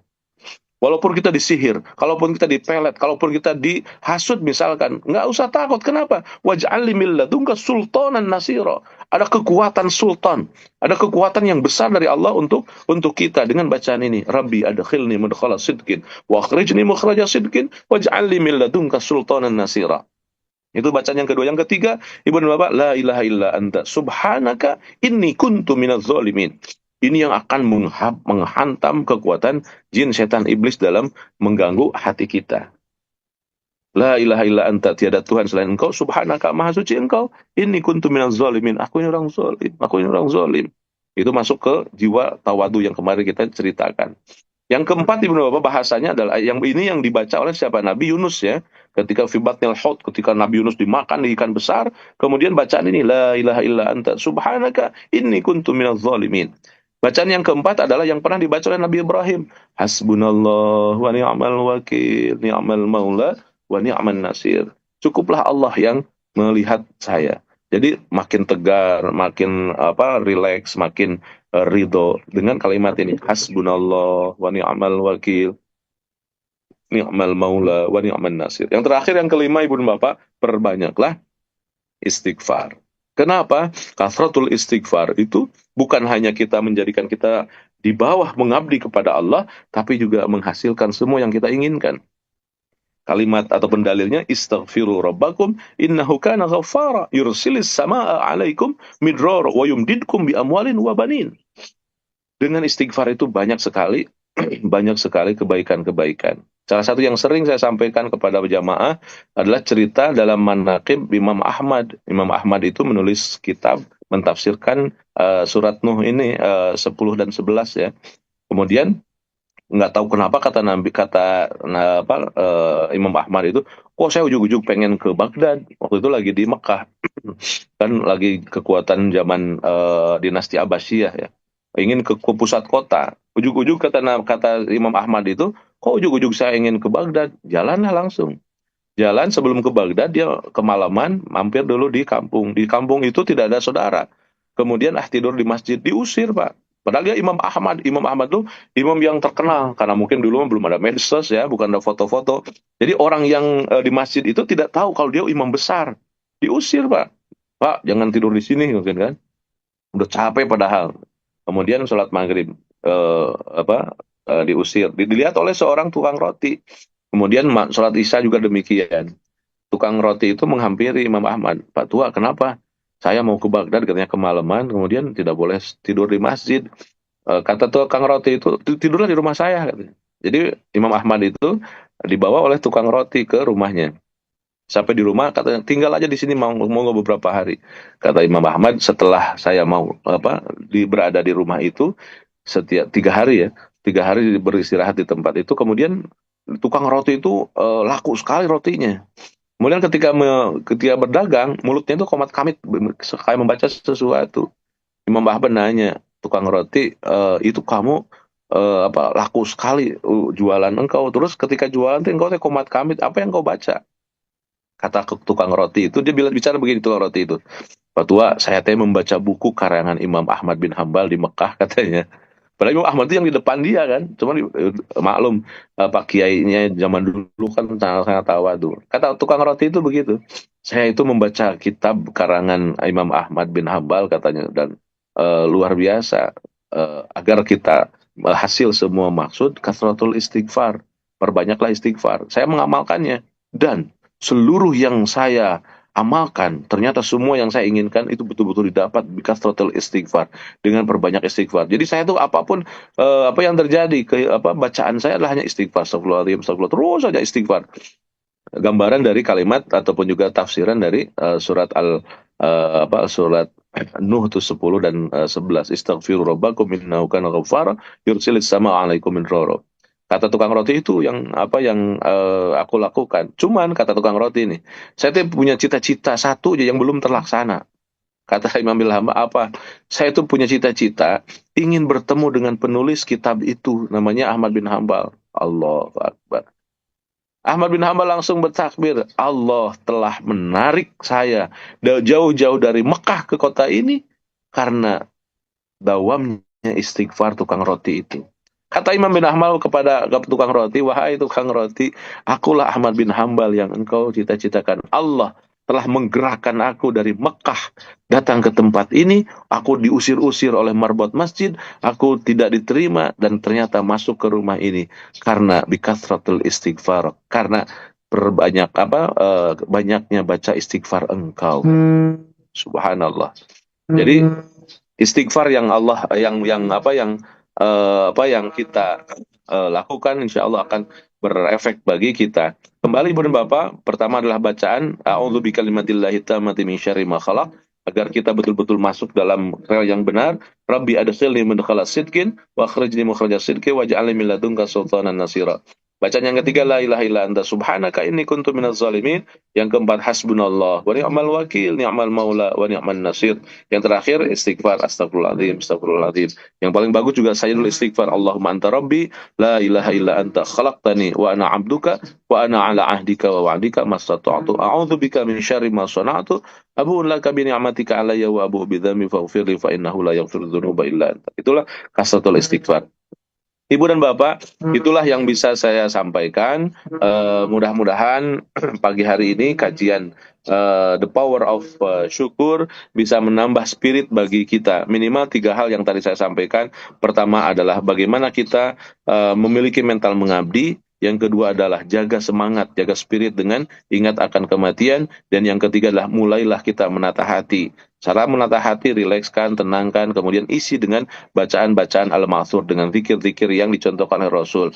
A'udzu bikalimatillahi tammati min syarri ma khalaq, Rabbi adkhilni mudkhala sidqin wa akhrijni mudkhala sidqin. Yang ketiga, la ilaha illa anta subhanaka inni kuntu minadz zalimin. Hasbunallahu wa ni'mal wakil, ni'mal maula wa ni'man nasir. Tsumma astaghfirullahaladzim, astaghfirullahaladzim, astaghfirullahaladzim. Demikian Pak Iwan yang bisa saya sampaikan. Sekali lagi mudah-mudahan ada manfaatnya dan saya kembalikan kepada host kita Kang Iwan. Terima kasih. Waalaikumsalam. Assalamualaikum warahmatullahi wabarakatuh. Subhanallah. Jazakallah Pak Kiai. Saya kira sangat konklusif part yang kita dapatkan dari Pak Kiai pada pagi hari ini untuk merangkum The Power of Syukur yang berangkat dari buku tulisan Pak Kiai yang dahsyat sekali. Hari ini 3 poin besar yang dapat saya dan jamaah insya Allah amalkan, yaitu mulailah menjadikan diri kita ini sebagai pengabdi, atau dalam bahasa lain tadi Kiai mengatakan mengabdilah. Kemudian berikutnya menjaga atau maintain the spirit, menjaga semangat dengan justru dengan cara mengingat kematian, karena itu menjadi motivasi untuk lebih bersemangat dan akhirnya mulai menata hati. Ketiga, termasuk tadi dengan bacaan-bacaan sudah Pak Kiai ajarkan. Insya Allah sangat bersemangat pastinya Pak Kiai, dan pertanyaan-pertanyaan juga langsung bermunculan dari jamaah ibu bapak yang bersahabat-sahabat Majelis Cinta. Yang pertama, mohon izin nih Pak Kiai, saya bacakan pertanyaan boleh Pak Kiai? Siap, boleh Pak Iwan. Pak Jangan Pak Kiai maksudnya nih, apakah selalu bertaubat itu merupakan bentuk bersyukur juga? Ini pertanyaan dari Pak Dendi. Mohon berkenan Pak Kiai untuk menjawabnya Pak Kiai. Baik, terima kasih Pak Dendi ya. Bertobat itu adalah apa ya? Kalau dalam istilah ngebangun itu ada land clearing. Jadi nge-clearkan dulu landasannya. Itu salah satunya dengan taubat. Semua hal yang kita lakukan dalam proses tazkiyah kepada Allah itu harus memang diawali dengan taubat. Dan taubat itu sesuatu hal yang sangat-sangat luar biasa, menjadi hub, menjadi terminal siapapun. Setelah tobat itu tidak ada lagi hal-hal yang masa lalu itu berefek. Masa lalu yang negatif itu bisa diakhiri ataupun juga dimulai pembangunan ke arah yang lebih baik dengan taubat. Maka salah satu termasuk diantaranya misalkan menjalankan proses kesyukuran itu pun adalah dari proses untuk bisa menjadi orang yang bertobat. Jadi tobat itu betul-betul menjadi kunci landasan awal, dan semuanya harus berawal dari proses pertobatan. Jadi saya sepakat memang semuanya berawal dari ketobatan. Ilahi lastulil firdausi ahla wala aqwa 'alan naril jahimi fahabli taubatan. Berikan kesempatanku ya Allah bitaubatan, dengan pertobat. Ya Allah, untuk melawan semuanya, Ibu Bapak, tobat itu adalah tanda maghfirah dan rahman rahimnya Allah. Kita karena kita tercipta dari tanah dan juga kita ini kan tercipta dari tanah yang merupakan tengah-tengah antara cahaya dan api. Bisa ke arah cahaya, bisa ke arah api, ya kan? Bisa ke setan, bisa ke malaikat. Nah, wajar kalau kita ada kesalahan. Kenapa? Karena tidak seperti malaikat. Wajar kalau kita ada terus dalam bisa masuk kebaikan karena bukan bukan setan. Nah, sifat Rahman Rahimnya Allah itu dipraktekkan di dalam proses pertobatan kita. Maka semakin kita sering bertobat, semakin kita proses tobat, semakin fresh kita, semakin pergerakan kita, proses pendekatan dan juga maju dalam kehidupan kita itu semakin baik. Jadi mari kita jadikan tobat itu adalah land clearing, adalah nuktatul intilak, starting point untuk semua kebaikan. Dalam istighfar juga kan astagfirullahaladzim, alladzi la ilaha illa huwal hayyul qayyum wa atubu ilaih. Selain istighfar itu wa atubu, aku bertobat ilaih kepada Engkau. Ya Allah, aku bertobat, aku bertobat, aku bertobat. Itu mungkin Pak Dendi ya. Saya kembalikan kepada Pak Iwan. Subhanallah. Terima kasih Pak Kiai. Saya ingin menyampaikan tujukan kepada ibu bapak sahabat cinta yang dimuliakan Allah, yang dirahmati Allah. Kalau ada ibu bapak sahabat ingin bertanya langsung, silahkan disampaikan pertanyaan langsung ibu bapak dan sahabat kepada Pak Kiai atau raise hand. Ya, sambil menunggu, saya punya nih pertanyaan. Boleh Pak Kiai ya? Siap, Pak Iwan. Ada pada bagian tadi Pak Kiai mengingatkan kita mengenai keluarga generasi yang utama, yaitu Nabi Ibrahim alaihissalam, putra beliau Nabi Ishak alaihissalam, dan Nabi Yakub alaihissalam, yang subhanallah orang-orang yang memang Allah sudah siapkan sedemikian rupa. Tapi ternyata ciri mereka tuh antara lain mereka selalu berpikir ke depan, thinking about the future, futuristic kalau bahasa sekarang. Nah, artinya orang-orang yang punya visi begitu. Apakah kalau seseorang menyibukkan untuk dalam konteks bermuamalah, karena kan yang futuristik itu bisa saja di bidang teknologi di masa sekarang ini ya, pahaman saya Pak Kiai, di bidang teknologi bisa, tapi bisa ada pada bidang-bidang lainnya untuk kebaikan ummah atau masyarakat pada umumnya. Tetapi kalau terlalu menyibukkan diri pada soal itu atau katakanlah effortnya pada hal yang futuristik itu tadi, walaupun kebanyakan dimaksudkan untuk kebaikan ummah, sementara dirinya sendiri mungkin tidak begitu diperhatikan.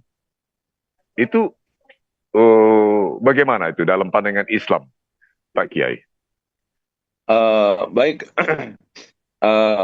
memang cara berpikir futuristik itu adalah bagian dari hal yang gaib ya. Yang gaib itu adalah sesuatu hal yang sudah terjadi, tidak kita lihat, kemudian sesuatu yang ke depan. Kita kan tidak tahu yang gaib itu yang ke depan itu akan seperti apa. Kenapa? Karena kita tidak seperti Nabi Khidir. Kalau Nabi Khidir itu diantara kelebihannya dikasih oleh Allah al-hikmah. Dalam surat Al-Kahfi itu digambarkan panjang sekali. Bahkan Nabi Musa pun pernah ngiri bahwa saya ini orang yang paling pintar, paling bagus. Kata Allah, enggak. Yang paling bagus itu Nabi Khidir. Ternyata Nabi Khidir itu dikasih al-irsyadat, ar-rushdan, dikasih guidance dari Allah Subhanahu wa taala yang lebih dari manusia-manusia yang lain. Salah satunya tahu ke depan itu akan seperti apa. Itu kelebihan Nabi Khidir. Nah, karena kita tidak seperti Nabi Khidir, maka kita harus optimal dalam mengupayakannya, dan tata caranya itu sudah diatur oleh Allah. Bagaimana kita menjalankan kehidupan ini itu sudah diarahkan dan sudah diatur, dan salah satu cara berpikir yang baik adalah yang tengah-tengah. Kan cara berpikir yang ini ada beberapa kubu, bisa dikatakan sampai 3 kubu lah. Ada yang disilahkan dengan kaum Mu'tazilah, kaum Qadariyah. Ada yang kaum Mu'tazilah itu semuanya bahwa ini adalah upaya upaya manusia. Kalau Qadariyah itu semua adalah ujung bahwa ini adalah kerjaan Allah. Kita diam saja. Nah, kita Ahlussunnah wal Jamaah ini berada di tengah-tengah, menggabungkan antara masa depan yang sudah ada dalam garis Allah dan usaha kita. Indahnya Ahlussunnah wal Jamaah itu menggabungkan dua cara berpikir yang kutub tadi. Artinya berfuturis, memikirkan masa depan itu bukan segalanya. Memikirkan masa depan itu hanyalah tools. Makanya kan kata Allah dalam surat Shad tadi, kalimatnya ulil aidi wal absor, bukan absor saja, bukan masa depan saja, tapi masa sekarang. Banyak di antara kegagalan umat Islam juga masa depannya, wah pokoknya masuk surga, masuk surga. Bahkan ada yang terbayang di pikirannya, saya akan masuk surga kalau saya meledakkan bom. Na'udzubillah, summa na'udzubillah. Ini yang salah. Kenapa? Dia berpikir terlalu loncat ke depan. Dia dirinya saat ini tidak berpikir. Dia berpikir, kayak kalau sudah meledakkan bom, saya akan dijemput oleh malaikat masuk surga. Bohong, ibu dan bapak. Nggak bisa seperti itu. Hidup kita itu dalam dua dunia dan juga akhirat. Sekarang di dunia ya harus tuntas dong difikirkan. Jangan berpikir lah nggak apa-apa dunia mah nanti aja di masa masa depan toh kita masuk surga. Nggak bisa. Doanya kan Rabbana atina fid dunya hasanah wa fil akhirati hasanah. Di dunia sekarang itu harus hasanah loh. Kalimatnya kan itu yang saya angkat dengan pendekatan linguistik, pendekatan sorof, ilmu sorof itu nahu dan sorof itu hasanah dunia wal akhirat. Ma'tuf adat atafnya itu pakai wawu al atifiyah. Kalau ma'tuf dan ma'tuf alaih digabungkan dengan wawu al atifiyah, ini mutasawa fil hukum. Hukum fil ma'tuf dan hukum fil ma'tuf alaih. Kalau hasanah fil akhirat itu bahagia, begitu nyaman, oh luar biasa. Hasanah fil akhirat itu kan segalanya ada. Ingat, pada saat yang sama Allah mengatakan di dunia pun harus begitu. Jadi kalau kita di akhirat gambarannya segala ayah, di dunia pun harus segala ayah. Ya Allah, saya pengen anggur yang paling mahal, jelek ada di akhirat. Begitupun di dunia, ya Allah saya pengen anggur yang paling mahal, jelek ada. Kenapa? Karena bisa beli. Jangan ngayal doang gitu kan. Artinya di dunia juga kita harus kaya, di akhirat pasti akan kaya. Jadi hasanah fid dunya wa hasanah fil akhirat. Jadi pendekatannya begitu Pak Iwan. Jadi bukan hanya berpandang futuristik kita di akhirat ataupun juga berapa tahun ke depan. Hari ini loh harus benar. Dan setan itu selalu menggunakan itu.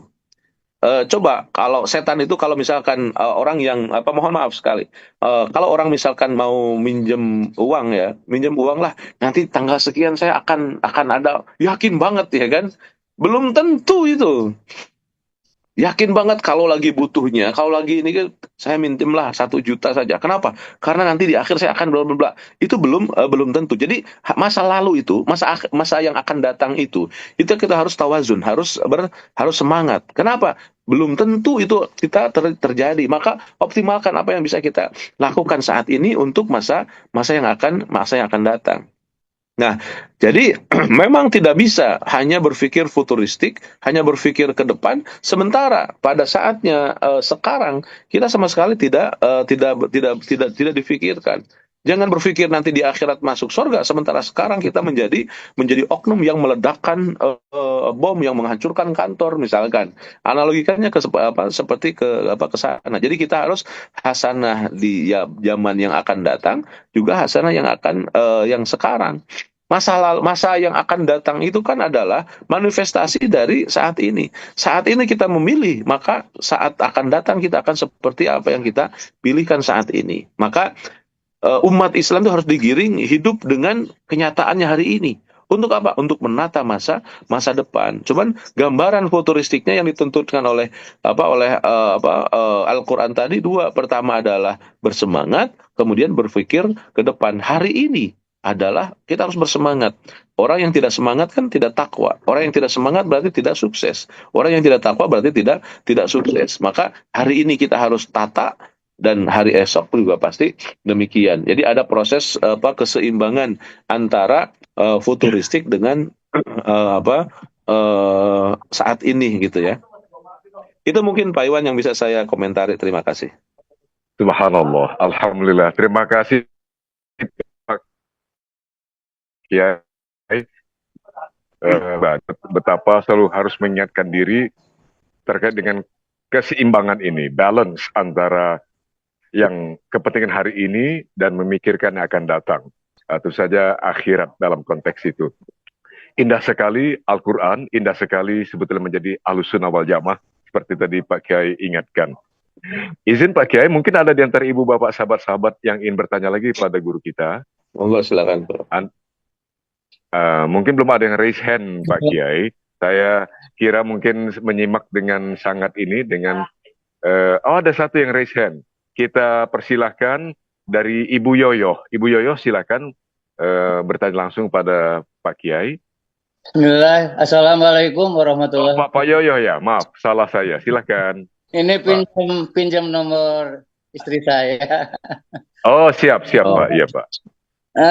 Selamat ketemu. Mangga, Pak. Alhamdulillah, 2 pekan tidak bisa bergabung. Sekarang alhamdulillah.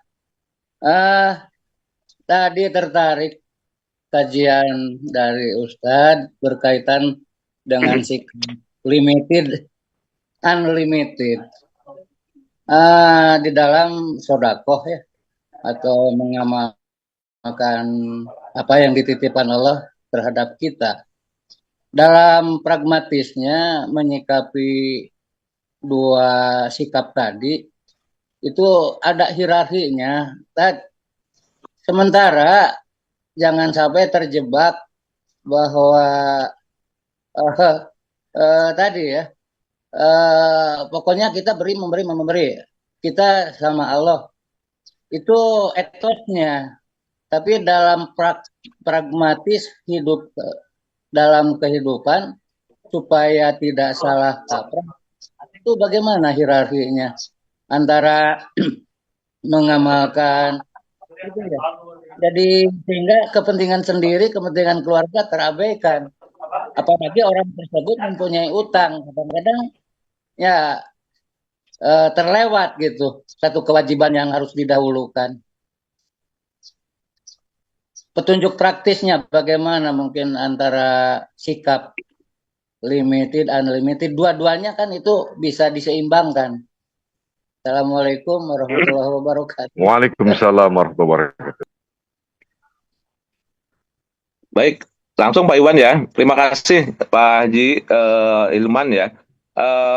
Itu memang hampir sama dengan yang disampaikan oleh Pak Iwan tadi. Memang hidup ini adalah seni ya. Seni apa untuk menyeimbangkan. Kalau tadi Pak Iwan kan tentang futuristik dan zaman sekarang. Sama mungkin kasusnya yang di Pak Hilman juga nggak bisa kita membeli bayar ataupun juga bayar apa memberi tanpa ada hitung-hitungan. Sementara kita tidak melihat kebutuhan ataupun juga hal-hal yang lain. Nah, bagi saya ini pendekatannya memang harus didekatkan sebuah pendekatan yang disebut dengan tawasud ataupun juga tengah-tengah. Ini yang disebut dengan cara berpikir al-wasatiyah. Wasatiyah itu cara berpikir yang tengah-tengah, tidak terlalu ekstrim. Dalam beragama, mohon maaf, dalam beragama pun tidak boleh ekstrim, harus tawasud, harus tengah-tengah. Nah, di dalamnya ada istilah yang tadi sebenarnya sudah disampaikan juga digambarkan oleh Pak Haji Hilman tentang yang disebut dengan kalau dalam teori wasatiyah itu di skala aulawiyat. Jadi kalau Imam Syekh Yusuf Qardawi, dia salah satu yang digagas oleh beliau adalah tentang fikih al-aulawiyat. Fikih aulawiyat itu kita harus tahu skala prioritas. Skala prioritas mana yang harus kita lakukan. Seperti halnya, mohon maaf sekali, di dalam filantropi itu ada rukun dan juga ada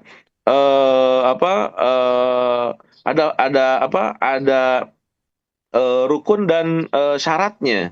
Misalkan ketika kita bersedekah, ketika kita berzakat, itu kan ada 2 di dalam fikih itu. Pertama adalah nisab, yang kedua adalah hawal. Hawal itu apa? Nisab yang sudah dari masing-masing harta kan berbeda ya. Kayak misalkan emas, taruhlah misalkan emas itu berapa? 80 gram lah misalkan gitu kan. 86 gram emas, dia harus dalam proses haul selama 1 tahun.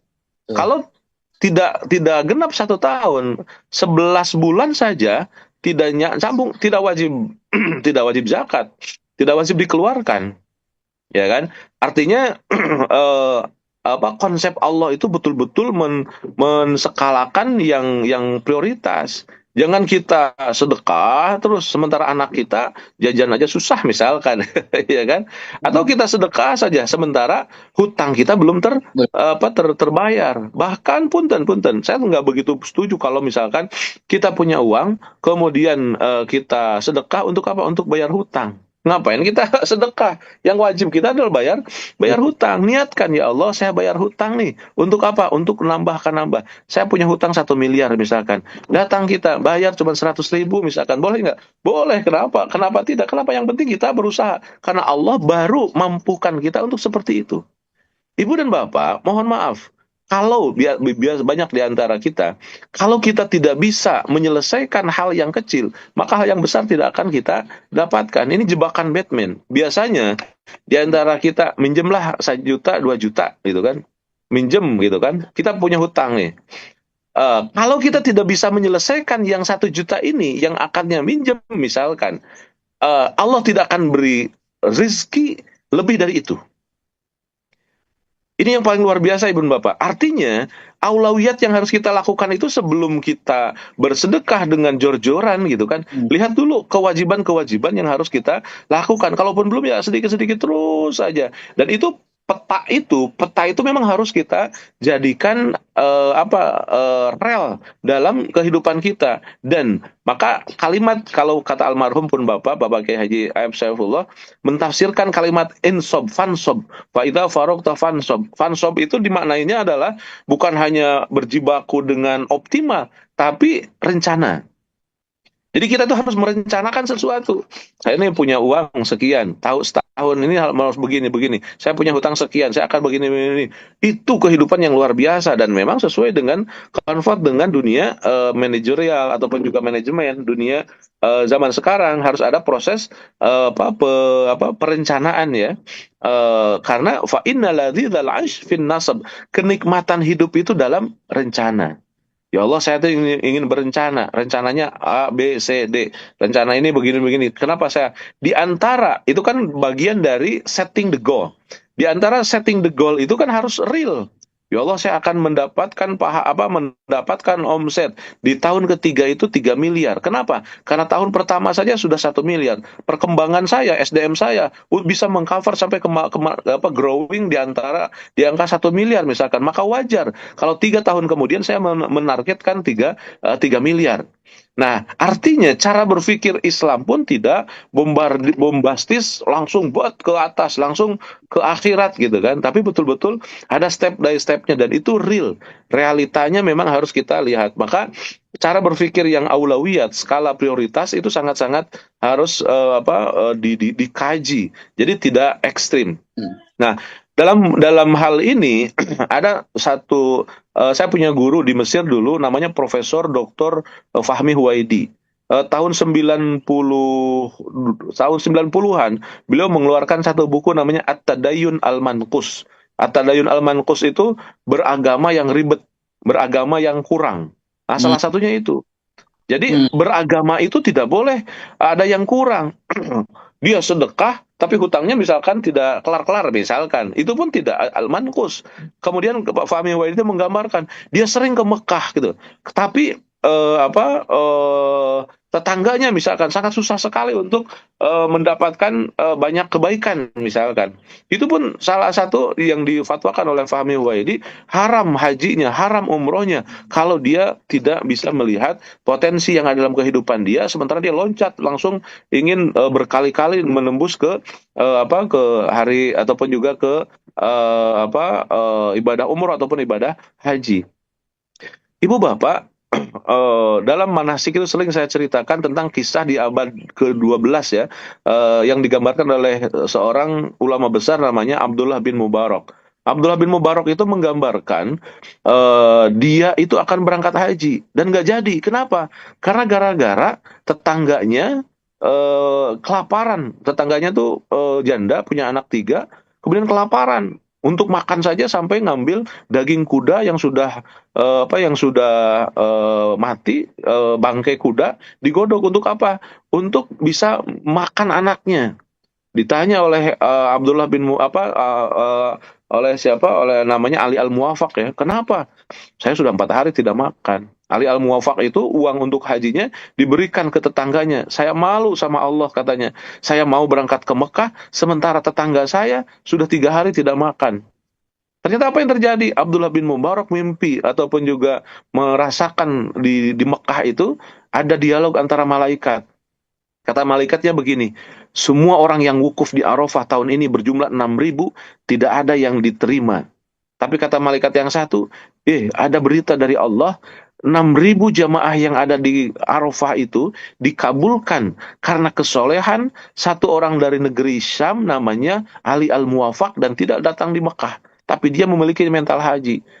Abdullah bin Mubarak pulang haji berangkat langsung ke Syam, ke Syria. Kalau sekarang dicari ada ketemu, ternyata Ali Al-Muwafaq itu punya amal, punya cerita yang seperti itu. Dia berangkat dia mendapatkan pahala haji, bahkan menjadi penyebab 6.000 yang diwukuf di Arafah yang diterima hanya karena dia punya kepedulian terhadap tetangganya. Di kita ibu dan bapak berkali-kali umroh, berkali-kali haji, membangun masjid ke tetangganya belum sejahtera, tetangganya tidak tertolong. Di antara tetangga mungkin ya keluarga ataupun yang lain. Nah, ini skala prioritas. Islam tidak melihat dalam satu titik kebaikan yang tidak berhubungan dengan kondisi kehidupan nyatanya. Tidak begitu. Tapi Islam membangun satu komunitas dari hal terkecil kemudian ke yang besar. Kan ini sedekah juga kan. Sedekah paling bagus itu siapa? Untuk al-aqarib, tetangga kita, adik kita, saudara kita, dicari dulu yang terdekat-dekat dengan kita. Setelah itu baru tetangga kita, baru. Jangan ini menjadi orang yang ahli sedekah, di expose di mana-mana, sementara tetangganya untuk sekolah saja susah. Sementara misalkan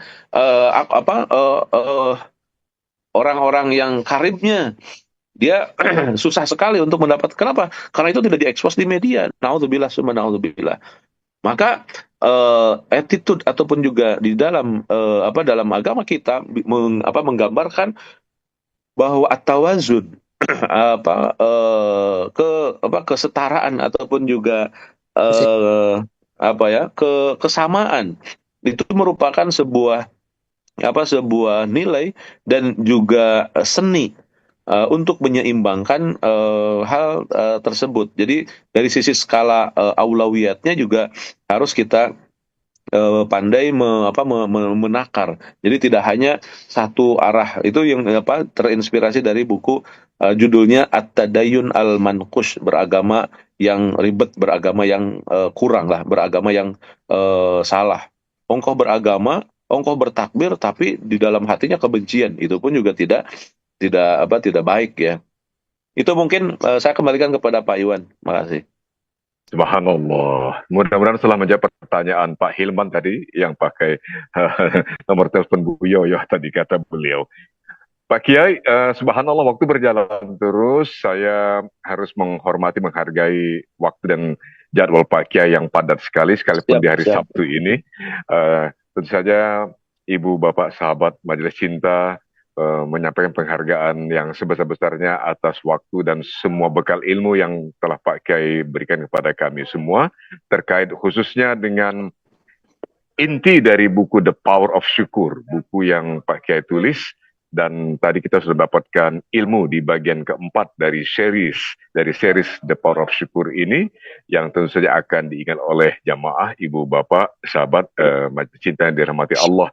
Insya Allah minggu depan, hari Sabtu yang akan datang, semoga Pak Kiai masih tetap berkenan untuk kami temui lagi di majelis kita ini, Pak Kiai. Mohon tentu saja kami ingin bisa lanjut mendapatkan bekal ilmu-ilmu berikutnya dari Pak Kiai. Insya Allah pada hari Sabtu yang akan datang, Pak Kiai.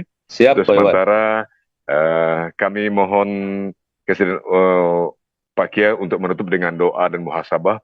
Pak Kiai, kami persilakan dengan segala hormat. Baik, terima kasih Pak Iwan dan juga Ibu Bapak sahabat-sahabat sekalian. Eh, bahwa kajian kita mudah-mudahan menjadi kajian yang diberkahi oleh Allah Subhanahu wa taala. Amin, amin, amin. Para penggawanya Kang Iwan, kemudian Kang Atai, kemudian Kang Ule ya. Dan juga mungkin saya juga sedikit bertahadus binikmah untuk Ibu Bapak sahabat-sahabat sekalian. Ini juga adalah majelis ini adalah merupakan majelis kebaikan dari Kang Iwan. Kang Iwan ini adalah wartawan BBC London ya. Yang luar biasa sekarang bisa bergabung dengan kita. Kemudian ada Kang Atai yang encas dulu di iNews dan juga Kang Ule di TV One. Kawan-kawan semuanya yang tergabung dalam majelis ini mudah-mudahan sekali lagi majelis ini menjadi alat kebaikan kita bersama. Setiap hari kita bisa berkumpul dengan saudara-saudara kita, dengan para guru-guru kita dari lintas keilmuan dan kita ucapkan terima kasih kepada orang ataupun juga para kru yang telah mengkonekkan antara kebutuhan kajian kita setiap hari pada subuh menjelang kita bekerja. Sekali lagi mudah-mudahan majelis ini menjadi sebuah kebaikan bersama. Kita bacakan suratul Fatihah khusus. Mudah-mudahan dari majelis ini betul-betul akan tumbuh banyak kebaikan-kebaikan. Ala hadhihi niyyah wa likulli niyatin salihah barakati ummil Qur'an Al-Fatihah. A'udzu billahi minasyaitonir rajim. Bismillahirrahmanirrahim. Alhamdulillahirabbil alamin arrahmanir rahim maliki yaumiddin. Iyyaka na'budu wa iyyaka nasta'in ihdinas siratal mustaqim siratal ladzina an'amta 'alaihim ghairil maghdubi 'alaihim waladdallin. Amin amin amin. Sallallahu ala sayyidina Muhammad wa barik wa sallim. Amin ya Allah ya rabbal alamin. Hamdan syakirin, hamdan na'imin, hamdan yuwafi ni'amahu wa yukafi'u mazidah. Ya Allah ya Tuhan kami, bersyukur kami kehadirat-Mu atas segala nikmat yang telah Engkau berikan kepada kami. Nikmat iman, nikmat Islam, nikmat kesehatan, nikmat rezeki, nikmat tolabul ilmi, nikmat persahabatan, segala nikmat yang ada dalam kehidupan keseharian kami ya Allah ya Rahman ya Rahim. Mampukan kami untuk bisa menikmatkan apapun yang ada, sehingga apapun yang terjadi, kami bisa mengolahnya dengan kesyukuran. Dan kalimat hamdalah, tanda syukur kami panjatkan kepada Engkau seperti setiap kegiatan, setiap kejadian dalam hidup kami. Ya Allah, ya Tuhan kami, kuatkan kesyukuran kami, mampukan kami untuk terus menikmatkan apapun yang ada. Hilangkan amarah, hilangkan keluhan, hilangkan sakit hati. Gantikan dengan keindahan kami untuk selalu membahagiakan diri kami dengan kesyukuran. Ya Allah, kuatkan syukur kami, bahagiakan kami dengan jiwa kesyukuran kami, ya Allah, ya Rahman, ya Rahim. Damaikan diri kami, keluarga kami, anak-anak kami, saudara-saudara kami, damaikan dengan jiwa kesyukuran dan kebiasaan untuk menikmatkan apapun yang ada. Allahumma salli ala Muhammad wa ala ali Muhammad. Berikan salawat dan salam kepada baginda Rasulullah Muhammad sallallahu alaihi wasallam. Mampukan kami untuk terus menteladani kehidupan keseharian Rasulullah sallallahu alaihi wasallam. Berikan kami rizki dan kekuatan. Berikan kami rizki untuk bisa berziarah ke makam Rasulullah di kota Madinah. Karatin ba'da marrata ibunal abiduna sayhuna abiduna li rabbina. Ya Allah, berikan kami kesempatan untuk bisa mencicipi ziarah kami di tanah suci Madinah Al-Munawwarah untuk pelaksanaan ibadah umroh dan juga ibadah haji. Ya Allah, berikan kami rizki, kesehatan, dan kekuatan sebelum Engkau cabut nyawa kami. Engkau sampaikan kami di tanah haram untuk kami bisa mendapatkan keberkahan dari tanah yang sengaja Engkau ciptakan untuk memberkahkan hidup kami, ya Allah. Ya Allah, tambahkan rindu kami kepada Rasulullah Sallallahu Alaihi Wasallam, tambahkan rindu kami kepada baginda Rasulullah, tambahkan rindu kami kepada tanah suci. Jadikan kami orang-orang selalu merindu akan-Mu, merindukan atas kesucian diri dan pendekatan diri kami kepadamu ya Rahman ya Rahim.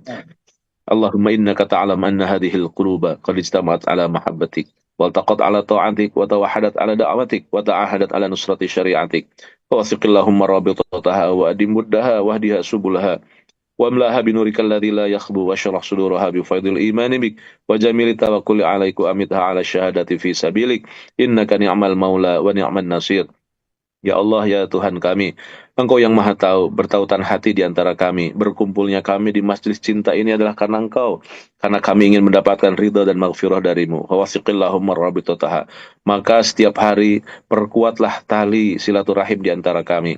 Perkuatlah tali kami untuk sama-sama ingin belajar, menambah ilmu setiap hari di majelis ini ya Allah ya Tuhan kami. Jadikan majelis ini sebagai majelis yang akan mengantarkan kami dalam kehidupan keseharian kami. Dan kami akan betul-betul merasakan indahnya kehidupan dunia dan juga di akhirat. Ya Allah, jadikan majelis ini sebagai majelis untuk menambah kekuatan kami, untuk menjadi orang yang pandai bersyukur, menjadi orang yang selalu ibadah dan juga beringat zikir kepada Engkau. Ya Rahman, Ya Rahim, jadikan wasilah kami bergabung dalam majelis ini menjadi wasilah kebaikan-kebaikan kami di dunia dan juga di akhirat. Rabbana zalamna anfusana wa illam taghfir lana wa tarhamna lanakunanna minal khasirin. Rabbana atina fid dunya hasanah wa fil akhirati hasanah wa qina adzaban nar wa adkhilna jannata ma'al abrar ya azizu ya ghaffar ya rabbal alamin. Wa akhiru da'wana alhamdulillahi rabbil alamin. Al-Fatihah. Alhamdulillah. A'udzubillahi minasyaitonir rajim. Bismillah. Alhamdulillahi rabbil Iyyaka alamin. na'budu wa iyyaka nasta'in. Ihdinas siratal mustaqim. Ya.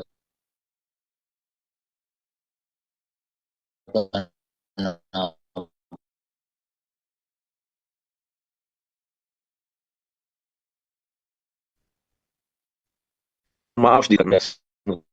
Assalamualaikum. Jazakallah khairan katsira, ganjaran pahala, keberkahan, ridho yang sebesar-besarnya bagi Pak Kiai dan keluarga. Ibu Bapak, sahabat majelis cinta yang dirahmati Allah, terima kasih telah merampungkan atau bersedia stay sampai kajian kita hari ini rampung bersama guru kita Kiai Haji Zainur Rafiq, Kiai Haji Dr. Zainur Rafiq, Master Hukum yang sudah kita ikuti bersama-sama. Insya Allah kita bertemu lagi esok hari, tentu hari Minggu tanggal 23 November 2024. Besok kita akan bertemu dengan Ustazah Inaratul Ain. Sekali lagi besok yang akan memberi materi adalah Ustazah Inaratul Ain esok hari dimulai pada jam yang sama, insya Allah pada mulai pukul 5:20 waktu Indonesia bagian Barat. Sampai sini dulu pertemuan kita untuk kali ini di kajian online Majelis Cinta. Subhanakallah wa bihamdika asyhadu an la ilaha illa anta astaghfiruka wa atubu ilaik. Assalamualaikum warahmatullahi wabarakatuh. Waalaikumsalam warahmatullahi wabarakatuh. Allahumma rahamna bil Qur'an waj'alhu lana imaman wa nuran wa hudan wa rahmah.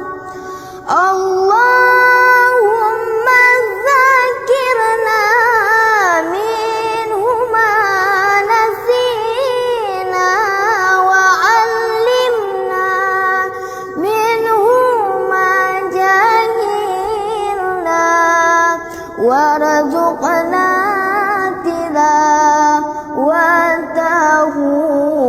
ana al-laili wa atrafan nahar waj'alhu lana hujjatan ya rabbal alamin. Allahumma arhamna bil Qur'an waj'alhu lana imaman wa nuran wa hudan wa rahmah. Allahumma dhakkirna minhu ma nasina wa 'allimna minhu ma jahilna warzuqna tilawatahu ana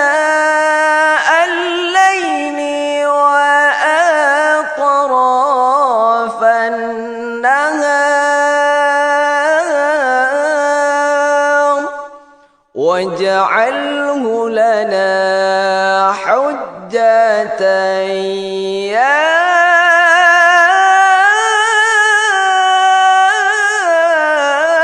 رب العالمين. اللهم ارحمنا بالقرآن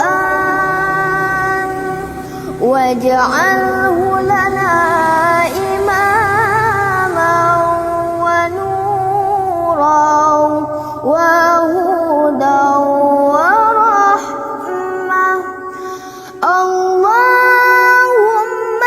ذكرنا منه ما نسينا وعلمنا منه ما جهلنا وارزقنا تلاوته آناء الليل وأطراف النهار واجعله لنا حجة